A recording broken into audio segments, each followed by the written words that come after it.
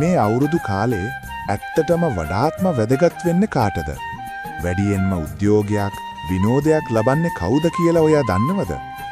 සමහරු කියනවා අපෝ ඔයා තාම හිතන්නේ පරණ මිනිස්සු වගේනේ, ගොඩයෝ වගේනේ කියලා. ඒත් ඒ අය දන්නේ නැහැ අපේ පැරණි මිනිස්සු තරුණ පරම්පරාවට කොච්චර නිදහසක්, අවබෝධයක් දුන්නාද කියලා.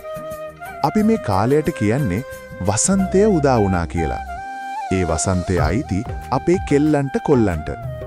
අවුරුදු කෙලිසෙල්ලම් මැද ඒ නාම්බර පැටික්කියෝ කඩවසම් ඉලන්දාරියෝ දිහා බලන්නේ අමුතුම විදිහකට.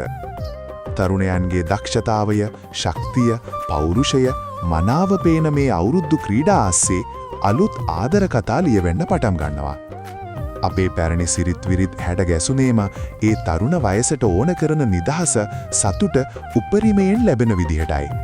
ඉතින් තවත් මොන නවීන නිදහසක්ද පුතේ? සිරිතට විරිතට ගරු කරන ඒ හැදියාව ඇතුලේ ගොඩනැගෙන තරුණ හිත්වල ආදරයත් සිතුවිලිත් හරිම පිවිතුරුයි. අන්න ඒකයි අපේ අවුරුද්දු වසන්තයේ තියෙන ලස්සනම දේ.